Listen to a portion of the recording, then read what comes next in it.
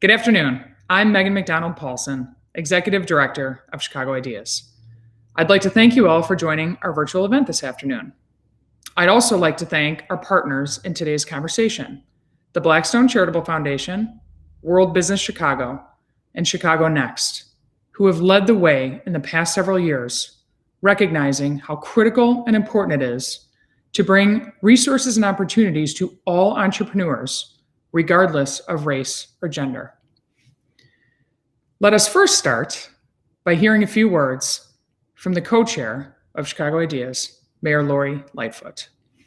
Hello, everyone. I'm Mayor Lori Lightfoot, and thank you for joining us.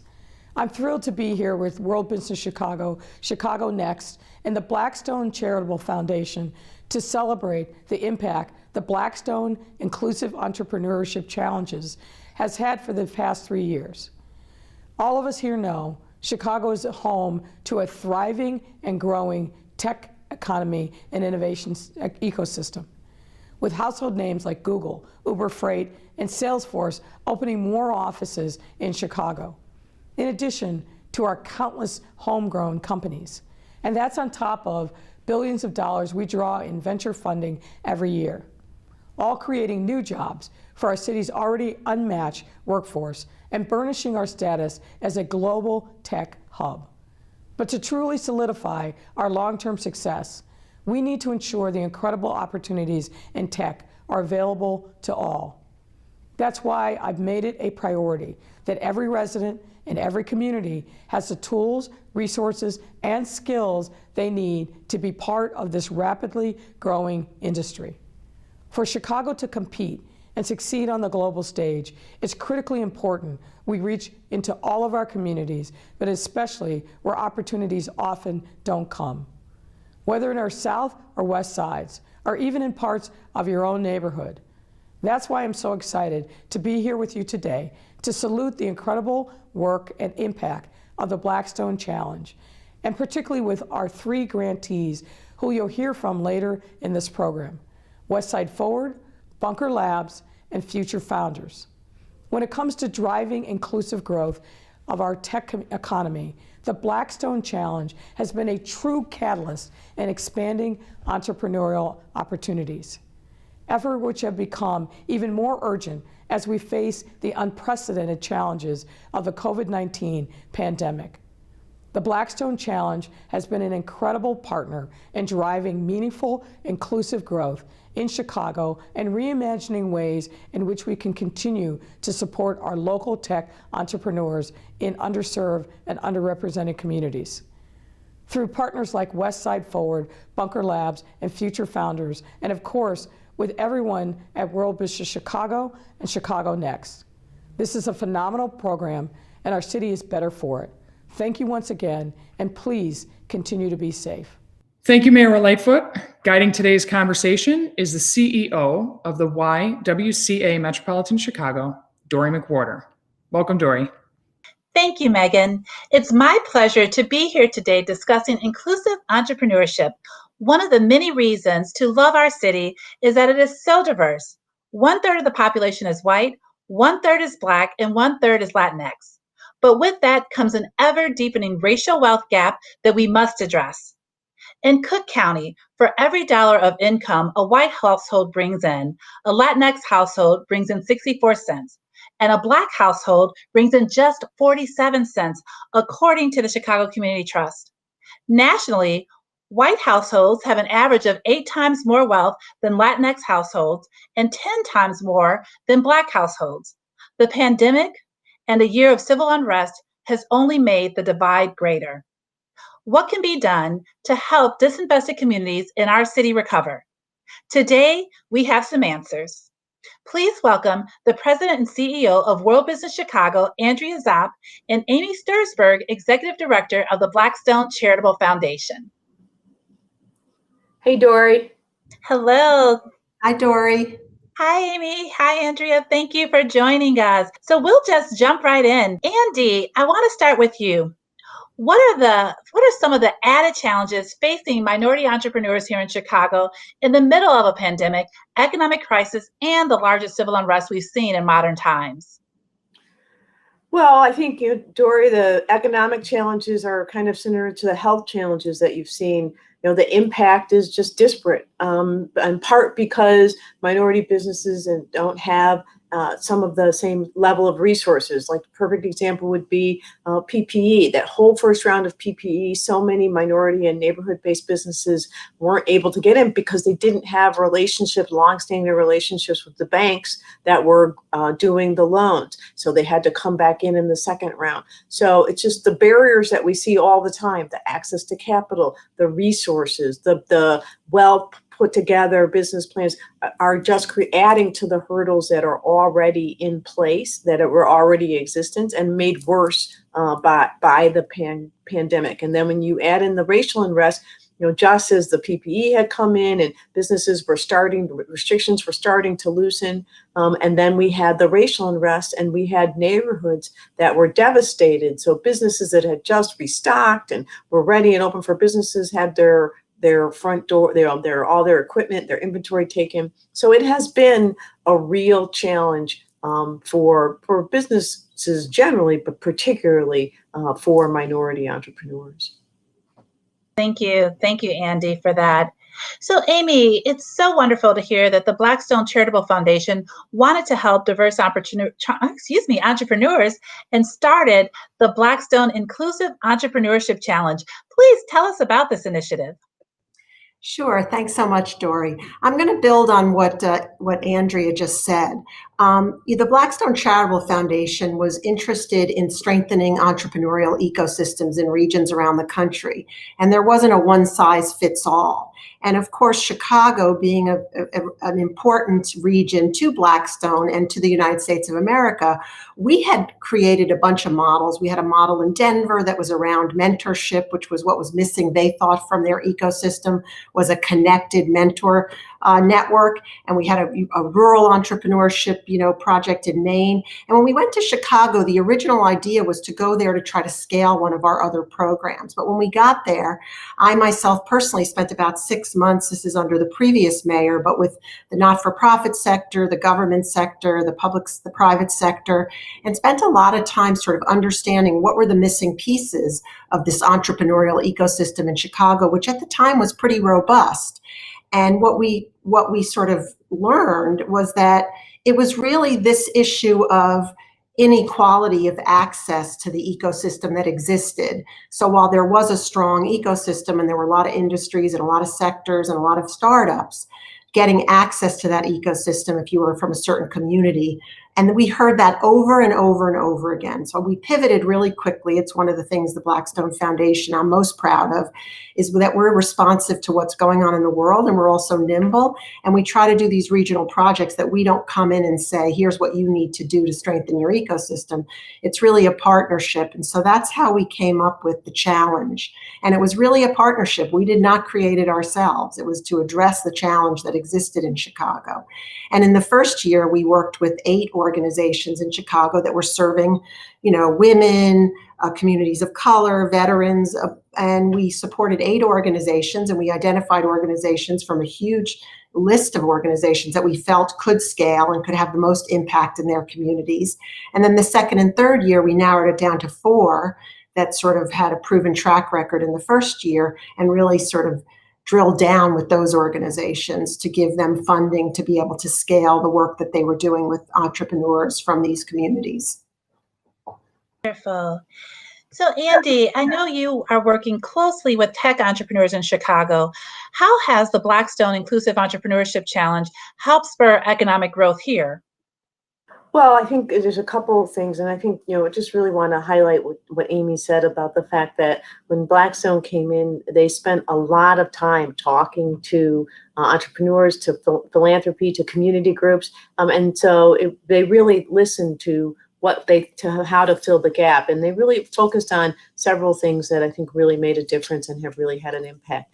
They went local. So they supported organizations that were working locally and let them then work with the entrepreneurs. So they are organizations that we've been working with, have the relationships with the entrepreneurs, are building on that. They also went deep. The grants were significant.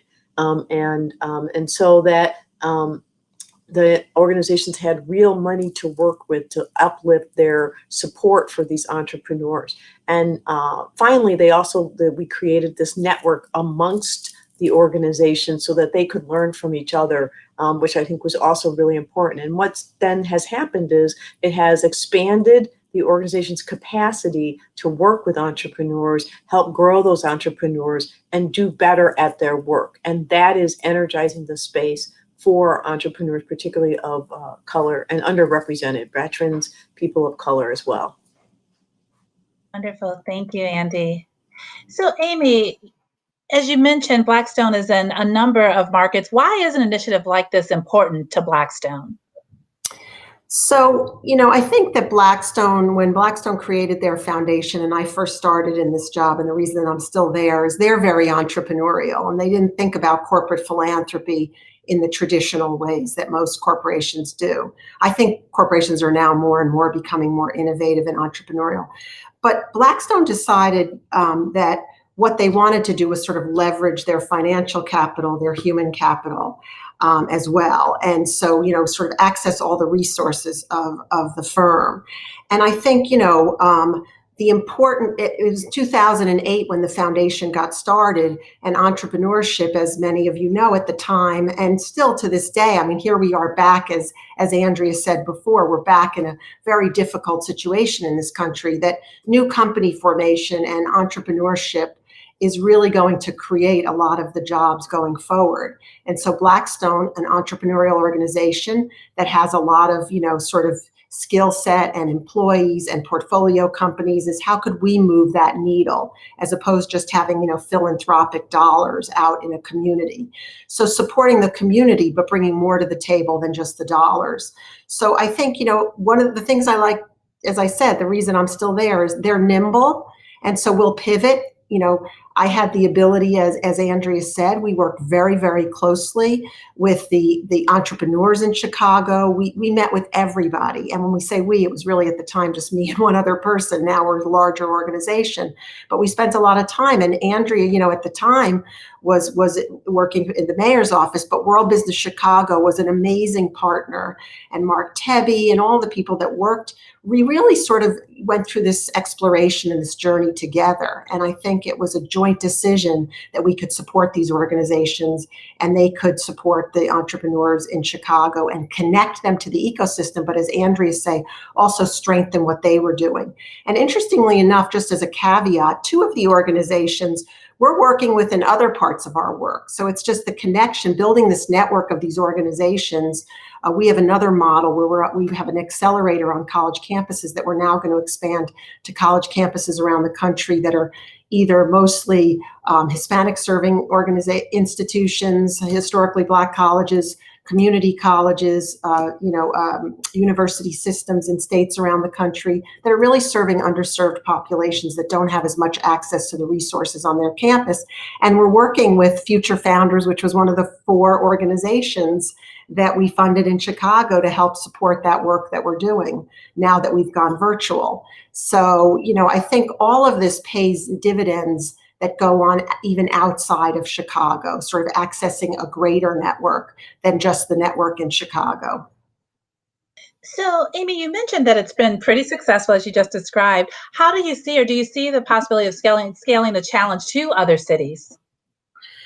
Well, we were just about to when the world blew up. And I think what we're sort of, we're again being nimble, we're sort of revisiting where can we have the most impact.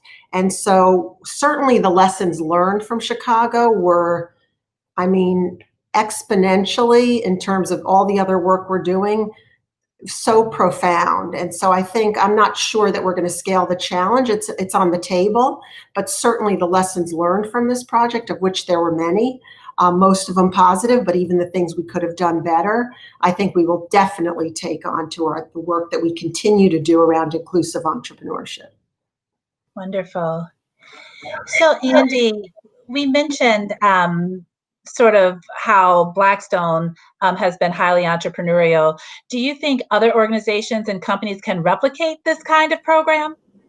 Well, I think not replicate the program exactly. It's definitely replicate the learnings. And I think, there, as I said, there were some core principles that we used that I think really stuck through the program. And we will be we've had the program assessed and reviewed by the Standy Center at the University of Chicago.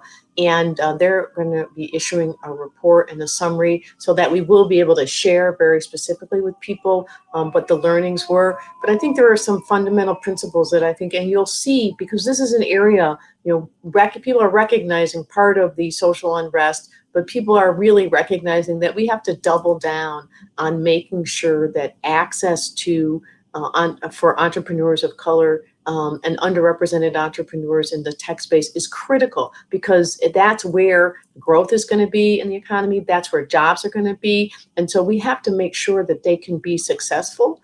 And so some of the principles, that I touched on earlier, that, working with local organizations and helping them build capacity, really making a real investment. The other thing that I didn't mention is that this investment was over 3 years. So this wasn't just a 1 year. So they had consistent funding, significant funding over a period of time, which is really important when you're trying to plan, build, and grow. And then also this idea that they can network with each other. And I would suggest Amy mentioned that Future Founders is now doing work for them in other spaces. But I would argue that Future Founders wasn't ready to do that work until they participated in this program, got themselves up to scale and expanding with the resources that have been invested in them and the learnings that they got from others.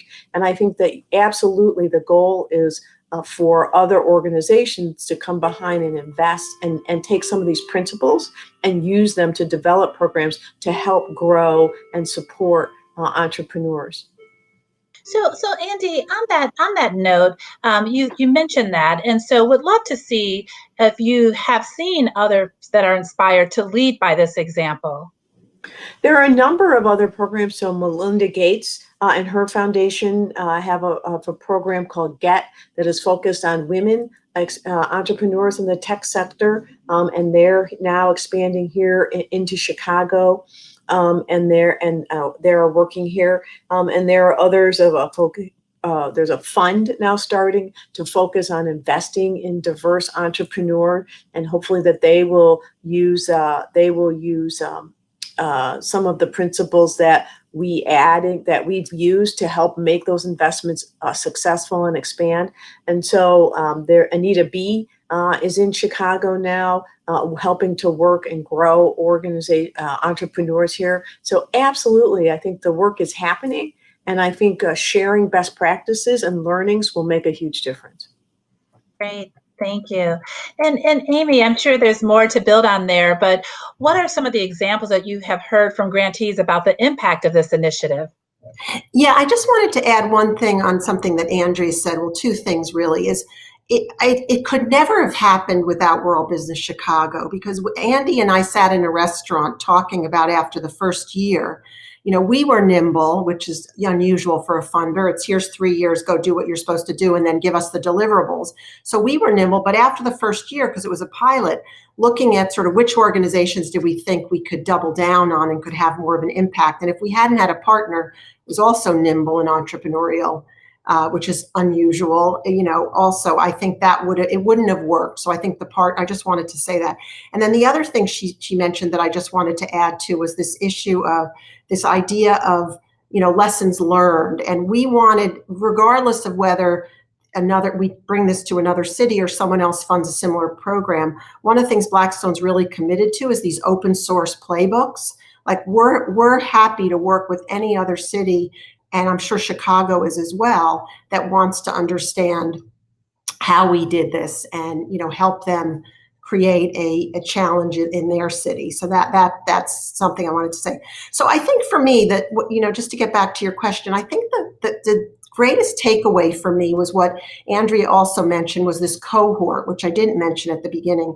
And the strength of that cohort, I was so shocked at the first meeting we had in some accelerator space somewhere years ago, when I realized that none of these organizations knew each other. And that sounds like a really minor thing, but that activity that they got to know each other, worked together, invited each other, shared best practices, and open sourced their own activities to those other groups, I think, is a great part of the story that doesn't really get talked about a lot.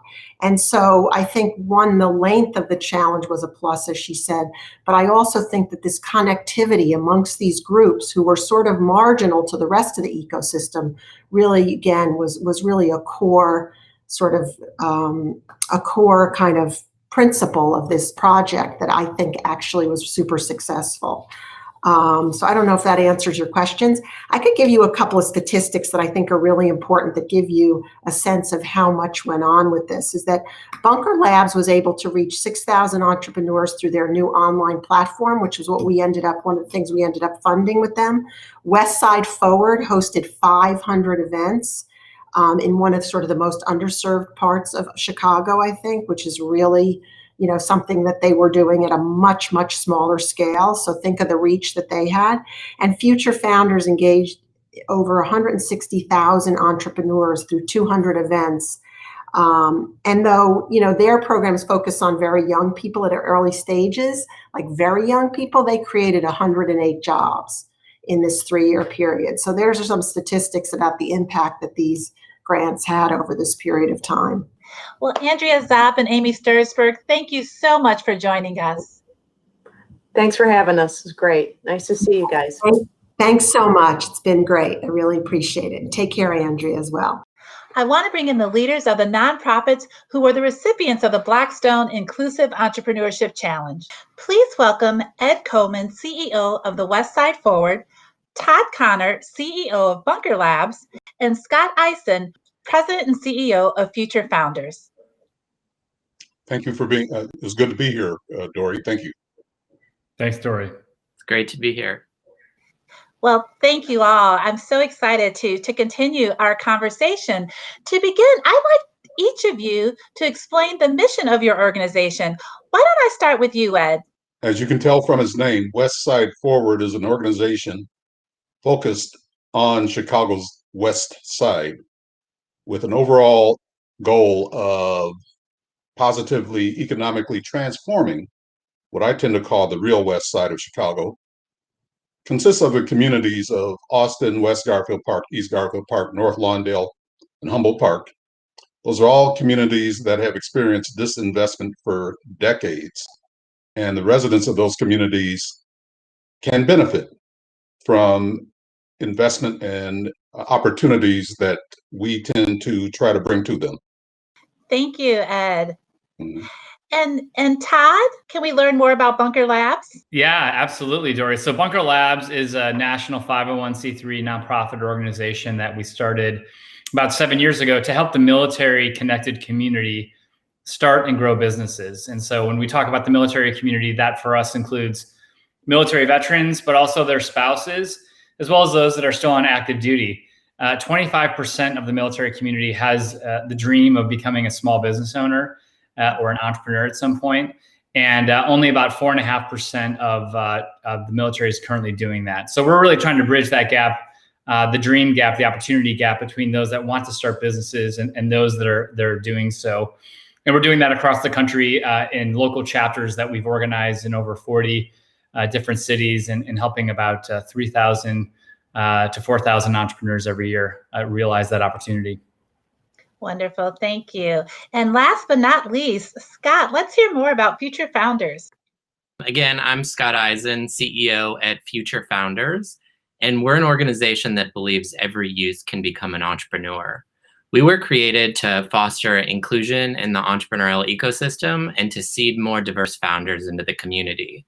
So for us, success means that youth of all ages, middle school, high school, and 18 to 30-year-olds realize that they can create their own opportunity. In many cases, that opportunity is their own business. Sometimes that opportunity is working for a startup or just creating an entrepreneurial path in a larger organization.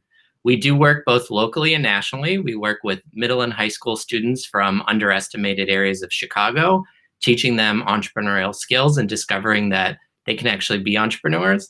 And we also work with diverse 18 to 30-year-olds from across the country to help them start and grow businesses. We've worked with over 35,000 youth to date. 72% of our early stage or idea stage entrepreneurs, rather, are still in business, and 80% of our growth stage entrepreneurs are in business after 4 years. Wonderful. Thank you, Scott. Let's talk a little bit more about your work. So, Ed, you are committed to reinvigorating Chicago's West Side. How have the Blackstone Inclusive Entrepreneurship Challenge Funds been able to help you work here in Chicago? So the Blackstone Fund was very helpful in terms of our entrepreneurship preparation and training. In particular, one of the things we were able to do with the Blackstone funding is to really enhance the establishment of technology-based entrepreneurs on the West Side. We're able to expose many of the entrepreneurs to technology lists that they can either include in the product or solution that they're delivering, or that they could incorporate into the way they operate their businesses. Most of these businesses had never really, prior to Blackstone, experienced a lot of what technology could do for them and could do for their customers. And we would like to thank Blackstone for helping us make that happen, and we'll continue to make that happen. Thank you, Ed. And Todd, Bunker Labs helps support the military community, which is a cross-section of American society. Can you speak to how this program helped entrepreneurs of various types of diversity? Thanks, Dory. Yeah, absolutely. The partnership with Blackstone and with Future Founders and Westside Forward, these terrific organizations, has really made a lot happen and possible for us. So Blackstone specifically helped support a CEO Circle program, which we piloted in 2017 and then rolled out nationally.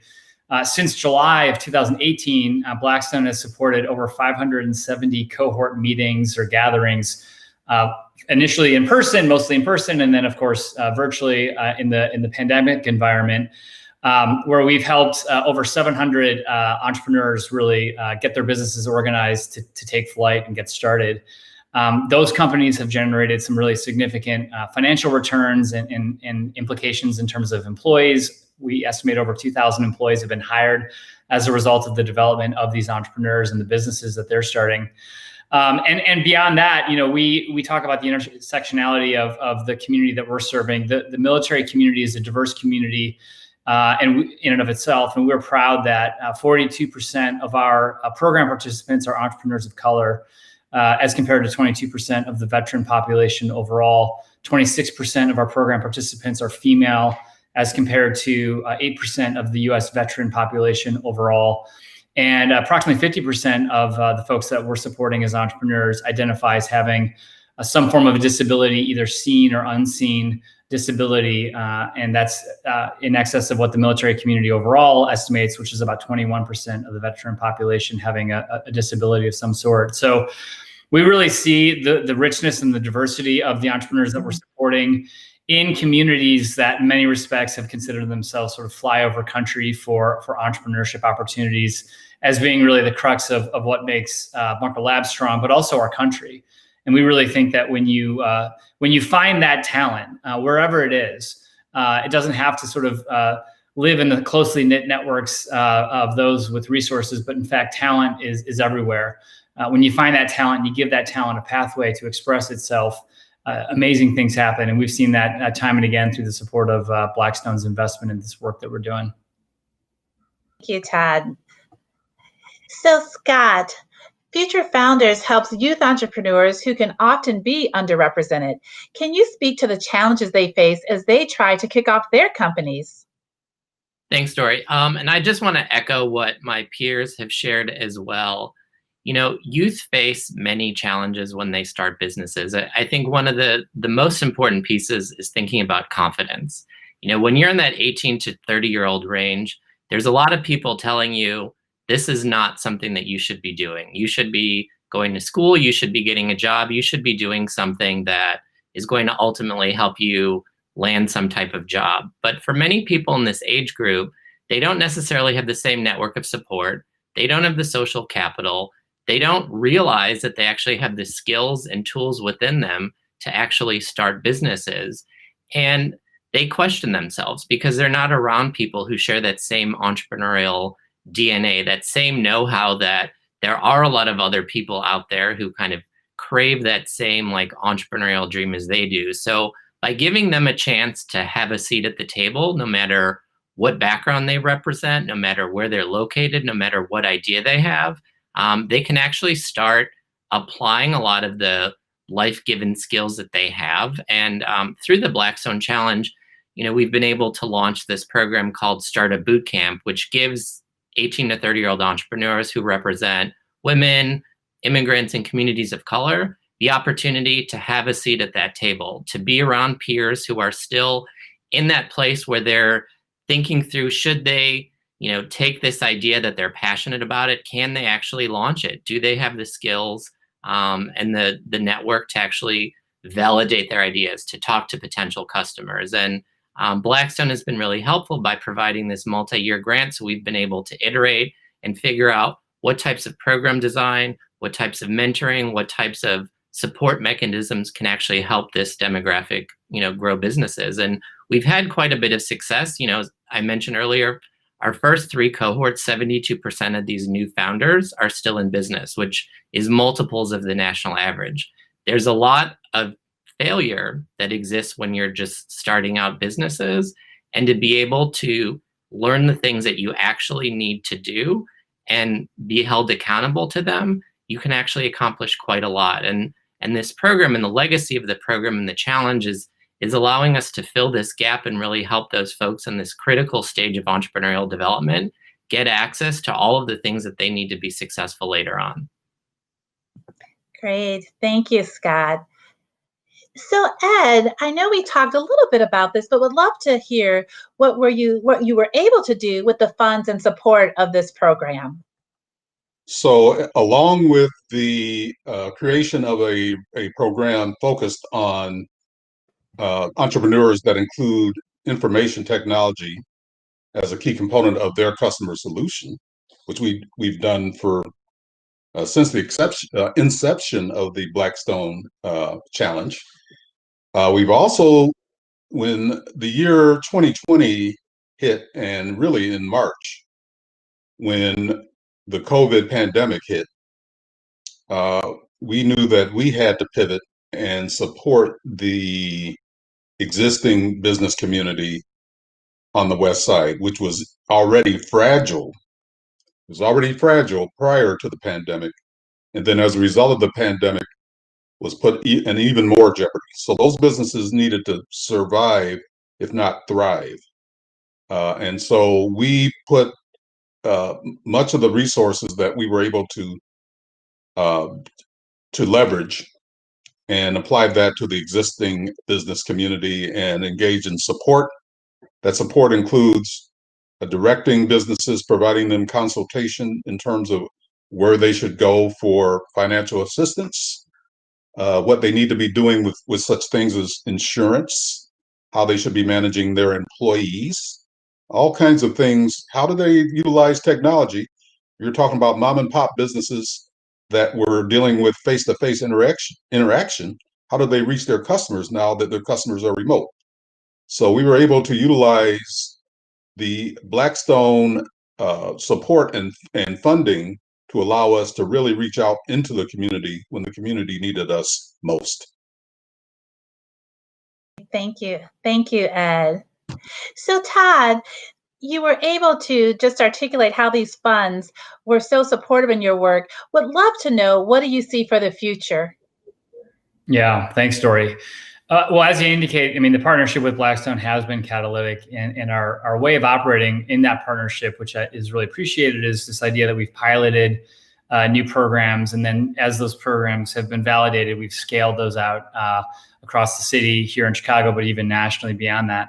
So we'll continue to, I think, operate with that thesis. Of course, with the global pandemic and what we've experienced with that, amidst what we know to be sort of the structural barriers that exist for the military community, and then particularly so for entrepreneurs of color, historically excluded entrepreneurs.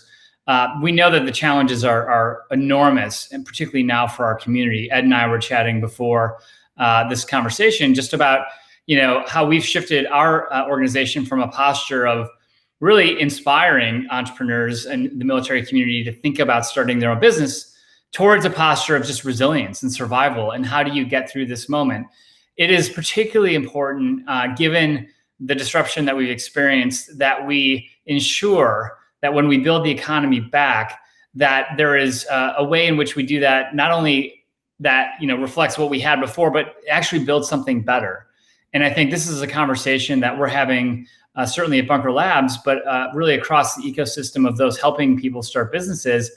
Small businesses, community businesses, local businesses have been particularly decimated. And so we need to position ourselves to tell folks that there is opportunity for you on the other side of this disruption. And we have to make sure that they have a seat at the table for helping shape not only the ability to start their own businesses, but the policies and the solutions and the infrastructure that's going to exist to help them build back towards a new future. And the good news is, particularly among the military community, is that there's a real strong degree of optimism. 89% of them in a recent attitudinal survey we did said they're still excited about entrepreneurship. They see the disruption, the challenges, a lot of folks working from home. They see, the reckoning that we're having around the conversation of race in this country and the historical exclusions that have existed. But they also see that amidst all that there's great opportunities for new businesses. We're seeing new brands emerge and new ideas emerge and new businesses emerge. So we remain optimistic, but I think we have to approach this next phase eyes wide open and have this intentional approach towards ensuring that everyone gets the opportunity to participate in what we build next. Thank you, Todd. And Scott, what are your thoughts about the future of Future Founders? We're very optimistic about the future. There's never been a better time to start a business than right now. And I think society is really welcoming new voices at the table more than they've ever done before. And I think we all have a responsibility to make sure to bring along those around us through our journeys and to help them. And so at Future Founders, we're committed to growing a large national community of founders who represent a diverse array of backgrounds, of business types, of experiences, and to not only train them to become great entrepreneurs themselves, but to become great allies of one another. It's very lonely to start a business. There's more downs, many cases, than there are ups. And it takes a support system around you to really help make sure that you get all of that nourishment, whether it be on your business, on your leadership as a founder, as well as like those outside factors like mental health and wellness, which has become a growing area of focus for us, because we want to make sure that our founders are getting 360 degrees of support on what they're doing. I think what's great through this virtual environment is more people can participate than ever before. It's easy to log on to Zoom to participate in workshops. It's easy to reach out to people over LinkedIn to do customer discovery or to find new sources of talent who may have new job opportunities or may be able to have new job opportunities. So really the sky's the limit, but there are a lot of structural things that we need to change to make sure that people have access to the capital, to the flexibility, to the support, to the confidence that they need to grow. One piece that I want to share that our team talks about a lot is this concept around capital, and especially for new entrepreneurs and new entrepreneurs from underestimated communities. You think that they need to raise early stage funding or seed stage funding all the time, but for us, we recognize that there's these small seed grants, which we've been able to provide through the Blackstone Challenge, that have enabled our founders to, get a working laptop so they can actually produce work for graphic design clients or to design new packaging. It's these like small increments of capital that can make the difference from being able to generate revenue or not. So I think if we take more of a holistic view of what these new entrepreneurs need to be successful and help them to kind of navigate these challenges, we are going to have a much brighter future. Thank you for that, Scott. We have an example of some of the entrepreneurs your organization support that was made possible by the Blackstone Challenge. Let's take a look. I think the biggest challenges that I've faced have been mental challenges of being a minority founder, not just in Chicago, but also in a space, the wellness space is pretty white. And so not feeling always like I was represented or feeling imposter syndrome, that's probably the best way to put it. And so a lot of the work that I've had to do is just trusting that I'm allowed to be a founder, I'm allowed to be a CEO, and can show up and create positive change. I feel a lot more confident in myself as an entrepreneur, and I owe a large part of that to Future Founders and the people that I've met through Future Founders. I had reached a point where I was making good business, but I wasn't sure what's my next steps, what's the next direction. That's also the hard part. Being from my demographic, both age, race, and whatever else, it's hard to find that mentorship, that somebody's willing to give you those next steps. Like, they can see the problem because they're outside of it. Like, to us, the problem looks huge. To them, it's like, yeah, just flip a switch. So getting in contact with Bunker Labs has definitely helped me flip a lot of those switches, per se, that are easy for people on the outside to see, but hard for you to see from the inside. Bunker Labs gives you that. They give you the opportunity. They open doors that you can't open for yourself. I really wanted to break the mold and go out and do business with everyone, for everyone. So one of the great things I found about being a Black female entrepreneur is that, again, there are a lot of opportunities out there for me to get certified as woman-owned, certified as minority-owned. There are extra programs and incentives available for me, and instead of turning my back on it, I learned to embrace it because it is who I am. And why not take advantage of the opportunities if they are there, especially if they put me in a position to do what I want to do, which is really continue to grow down and help the people who are not where I am, and just kind of help them get to where they want to be, or at least just unlock the inner, the better portion of themselves. Ed, it must be rewarding to see someone like Chef Maria be doing so well because of your support. Chef Maria is very creative and ingenious. She has participated in our Business Innovation and Technology program for really a couple of years and has evolved a business from scratch. She knew a lot about feeding people, about food service, but she didn't know much about converting that into a real business and then integrating technology into that business. She has evolved where she utilizes technology significantly in driving the evolution and success of her food-based business. And we look at her as one of a number of examples of the way we're making an impact in providing a West Side people opportunity to achieve some of the dreams that they didn't know were even possible. Ed Coleman, Todd Connor, and Scott Eisen, I'd like to thank you for joining us and encourage everyone to check out these very effective nonprofit organizations to see how you can get involved.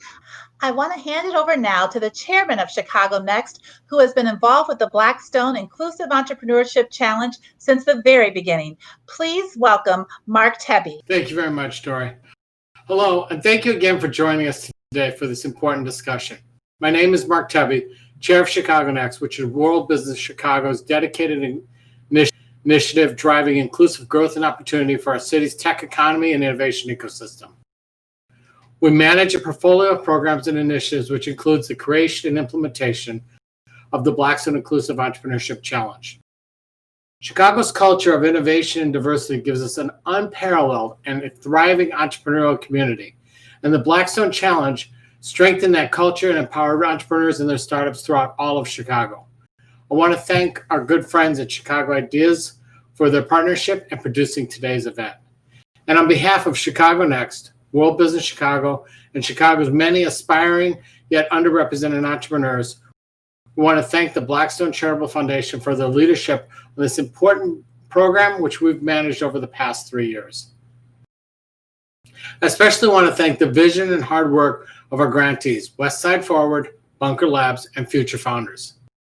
Each of these organizations developed and scaled innovative programming that we were proud to support and have had some impressive results in a short period of time. I'm very excited to share an executive summary that highlights the impact, success, and lessons learned from the past 3 years in partnership with an active team from the University of Chicago's Booth School of Business. Please go to blackstone.chicagonext.org to learn more. I want to congratulate everyone who was a part of the Blackstone Challenge and supported its success here in Chicago. And thanks again for joining us for this very important discussion.